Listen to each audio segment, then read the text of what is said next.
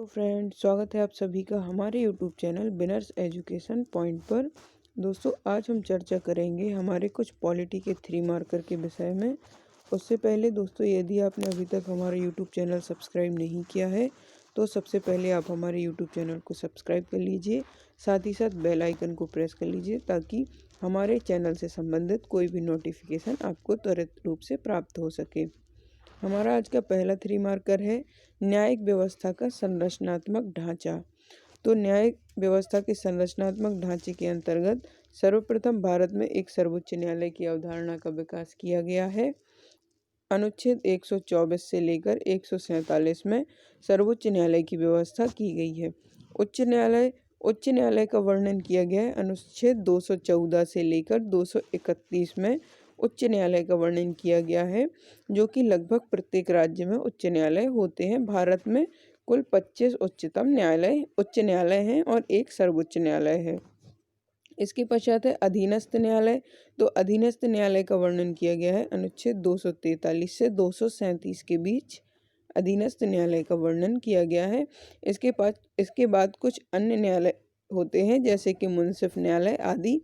तो उसके विषय में यहाँ पर हमने न्यायिक व्यवस्था के संरचनात्मक ढांचे के विषय में आपसे चर्चा की। तो सर्वप्रथम सर्वोच्च न्यायालय आएगा जो कि भारत में एक है। उसके पश्चात उच्च न्यायालय जो कि जिनकी संख्या भारत में 25 है, और अधीनस्थ न्यायालय जो कि प्रत्येक जिले में होते हैं। इसके पश्चात है अन्य न्यायालय। सर्वोच्च न्यायालय का वर्णन किया गया है 124 से 147 तक, और उच्च न्यायालय का वर्णन किया गया है 214 से 231 तक, और अधीनस्थ न्यायालय का वर्णन किया गया है 233 से 237 तक। इसके पश्चात हमारा जो अगला प्रश्न है वह है मोबाइल अदालत। मोबाइल अदालत जो है वह रीचिंग द अनरीच्ड की अवधारणा पर आधारित है। मोबाइल अदालत जो है वो रीचिंग द अनरीच्ड की अवधारणा पर आधारित है, अर्थात ऐसे लोगों तक न्याय की पहुंच सुनिश्चित करना जो कि न्याय से वंचित हैं। इसका अर्थ होता है रीचिंग द अनरीच की अवधारणा। इसके पश्चात है भारत में सन 2007 में हरियाणा से यह प्रारंभ हुआ था। तो दोस्तों, यह 2007 में हरियाणा जिले से प्रारंभ हुआ था। इसका उद्देश्य क्या है? अदालत स्वयं जनता के पास पहुंचे, और इसका जो टैगलाइन है वह है न्याय आपके द्वार। इसकी टैगलाइन रखी गई है, और अतिरिक्त सिविल न्यायाधीश तथा सह अनुमंडल दंडाधिकारी स्तर के न्यायाधीश अध्यक्ष के रूप में इसके अंतर्गत कार्य करते हैं। तो एक बार हम पुनः चर्चा कर लेते हैं मोबाइल अदालत के विषय में। तो यह जो है वह रीचिंग द अनरीच्ड की अवधारणा पर आधारित है। भारत में सन 2007 में हरियाणा में यह प्रारंभ हुई। इसका उद्देश्य है अदालत स्वयं जनता के पास पहुंचे, और इसकी जो टैगलाइन है वह है न्याय आपके द्वार। अतिरिक्त सिविल न्यायाधीश तथा सह अनुमंडल दंडाधिकारी स्तर के न्यायाधीश इसकी अध्यक्षता करते हैं। इसके पश्चात है हमारा अगला 3 मार्कर जो कि है पारिवारिक अदालत। तो दोस्तों, इसी प्रकार से आप हमारे संपूर्ण विषय के नोट्स परचेज कर सकते हैं, जो कि जिनकी प्राइस मात्र 4000 रुपये रखी गई है, और यह 2019 की मुख्य परीक्षा के दृष्टिकोण से महत्वपूर्ण तो है ही, साथ ही साथ 2020 की मुख्य परीक्षा के दृष्टिकोण से भी यह अत्यंत महत्वपूर्ण है, क्योंकि हमने इसमें जो है हमने सभी फैक्ट को कवर किया है, और इसमें हमने 5 नंबर, 6 नंबर, 11 नंबर, 15 नंबर और 3 नंबर के अनुसार ही सभी प्रश्नों की रूपरेखा तैयार की है, ताकि आपको पढ़ने में सुविधा हो, साथ ही साथ आपको याद करने में भी आसानी हो। क्योंकि बहुत सारे जो विद्यार्थी हैं उनका यह संकट रहता है कि हमें याद नहीं होता है। तो इसी प्रकार से हमने नोट्स बनाए हैं प्रश्नोत्तर शैली में और सरल भाषा में, ताकि आपको आसानी से याद हो सकें। तो हमारा अगला 3 मार्कर है पारिवारिक अदालत क्या है। तो पारिवारिक न्यायालय अधिनियम 1984 के तहत यह गठित की गई थी। इनके उद्देश्य पारिवारिक विवादों में मैत्रीपूर्ण समझौते को बढ़ावा देना, विवाह, तलाक, उत्तराधिकार संबंधी मामलों का तीव्र निर्णय करना, और इनके निर्णय के खिलाफ अपील उच्च न्यायालय में होती है। तो दोस्तों, जैसे कि लोक अदालत में अगर निर्णय दे दिया जाता है तो उसकी अपील हम हाई कोर्ट या सुप्रीम कोर्ट में नहीं कर सकते हैं, किंतु अगर पारिवारिक अदालत के खिलाफ हमें अपील करनी है तो हम हाई कोर्ट में कर सकते हैं।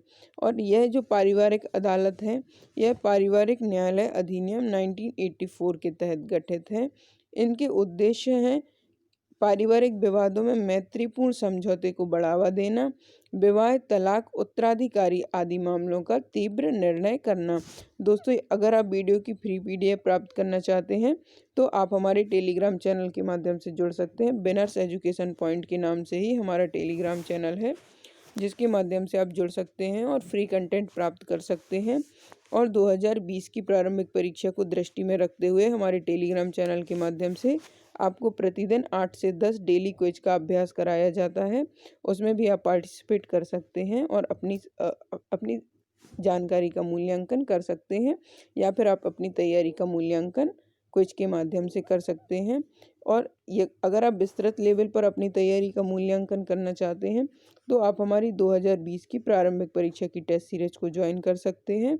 2020 की प्रारंभिक परीक्षा की टेस्ट सीरीज के अंतर्गत मात्र 500 रुपये में आपको 50 FLTs उपलब्ध कराए जाएंगे, जिसके माध्यम से आपके 5000 प्रश्न कवर होते हैं। तो शीघ्र आप हमारी प्रारंभिक परीक्षा की टेस्ट सीरीज को ज्वाइन कीजिए और अपनी तैयारी का मूल्यांकन सुनिश्चित कीजिए। अगर आप 1 जनवरी से पहले हमारे नोट्स परचेस करते हैं या फिर हमारी टेस्ट सीरीज ज्वाइन करते हैं तो न्यू ईयर के उपलक्ष्य में, नए वर्ष के उपलक्ष्य में आपको 10% का डिस्काउंट दिया जा रहा है। तो शीघ्र आप हमारे नोट्स परचेस करें और अपनी सफलता को सुनिश्चित करें।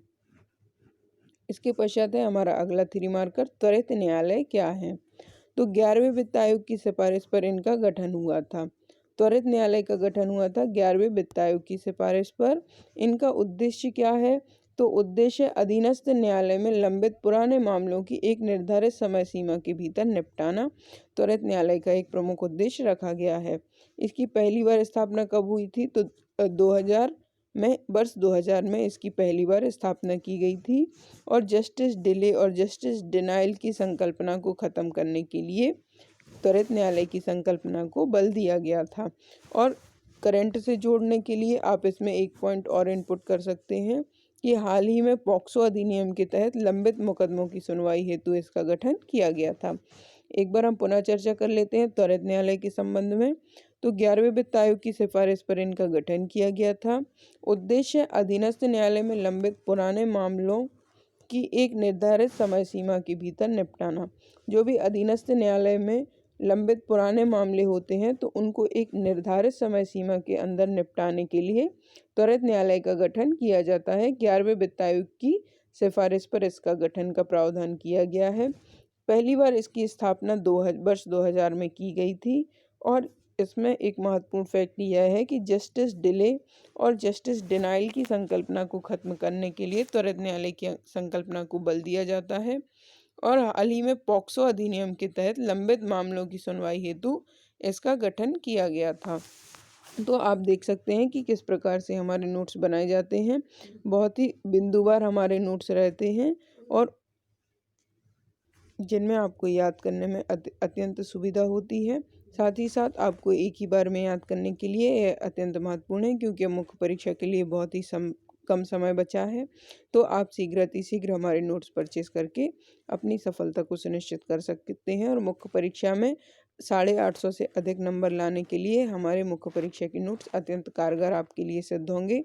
तो शीघ्र आप हमारे नोट्स परचेस कर लीजिए, क्योंकि अगर आप न्यू ईयर तक हमारे नोट्स परचेस करते हैं तो आपको 10% का डिस्काउंट इसके अंतर्गत दिया जाएगा। उसके पश्चात डिस्काउंट की कोई गारंटी नहीं है। संपूर्ण नोट्स की कीमत मात्र 4000 रुपये रखी गई है। तो शीघ्र आप हमारे नोट्स परचेस कर लीजिए। और दोस्तों, अगर आप फेसबुक और इंस्टाग्राम पर हैं तो आप वहां पर भी हमें फॉलो कर सकते हैं। बिनर्स एजुकेशन पॉइंट के नाम से ही फेसबुक और इंस्टाग्राम पर भी हम लगातार अपनी सेवाएं उपलब्ध करा रहे हैं। इसके साथ साथ ही दोस्तों, अगर प्रारंभिक परीक्षा से संबंधित या मुख्य परीक्षा से संबंधित आपको किसी भी टॉपिक में कोई परेशानी होती है तो आप हमें कमेंट सेक्शन में बता सकते हैं। हमारी टीम उसका त्वरित निदान करने के लिए सदैव तत्पर है, क्योंकि हमारे चैनल का मात्र एक उद्देश्य है, आपकी सफलता सुनिश्चित हो।